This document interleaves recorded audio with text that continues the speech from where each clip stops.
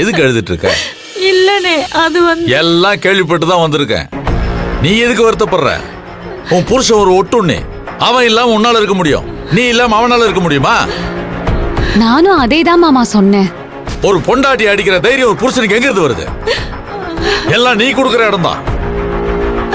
அடிக்கிறதெல்லாம் தாண்டி மேல போயிட்டாருனே. என்னை தலைமுழுகிறேன்னு சொல்லிட்டாருனே. நல்ல விஷயம், நல்லதுதான். பூங்குடி, நீ ஒண்ணு பண்ணு. உங்க அம்மா ட்ரெஸ், ஓன் ட்ரெஸ் எல்லாம் எடுத்துட்டு என் கூட கிளம்பு. என்னாச்சு மாமா? இனிமே இங்க இருக்க வேணாம், என் வீட்டுக்கு வாங்க. மாமா. என்ன என்ன தயங்கற? இல்ல மாமா, அப்பா வீட்ல இல்லாதப்போ அவன் தான் உங்களை தலைமுழுகிட்டு போயிட்டானே. அது ஏதோ கோவத்துல அப்படி நடந்துட்டாரு மாமா. நல்லதா போச்சு.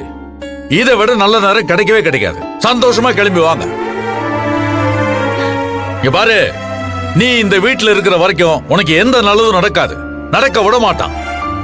தினம் தினம் செத்து பொழைக்கிறத விட கொடுமையான விஷயம் வேற எதுவுமே கிடையாது. இங்க பாரு, உங்க அப்பா இனிமே உன்னை படிக்க வைக்க மாட்டான், உனக்கு கல்யாணம் பண்ணி வைக்க மாட்டான்.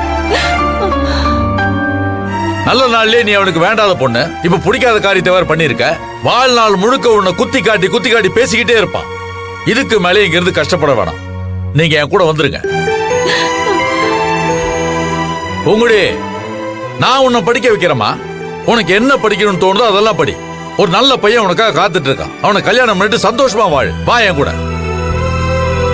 சாரி மாமா, என்ன தப்பா எடுத்துக்காதீங்க. அகிலன் தப்பு பண்ணா நீங்க அவனுக்கு புத்தி தானே மாமா சொல்லுவீங்க. புள்ளையே இல்லைன்னு சொல்லி ஒதுக்கி வச்சிருவீங்களா? அவன் தான் நீங்க ரெண்டு பேரும் வேணான்னு சொல்லிட்டு போயிட்டானே. நீங்க இருக்கிற பக்கம் வரவே மாட்டேன்னு சொல்லிட்டு போயிட்டான்ல. அவர் என்ன வேணாலும் சொல்லிட்டு போட்டோம் மாமா. அவர் எனக்கு அப்பா, உங்க தங்கச்சிக்கு புருஷன்.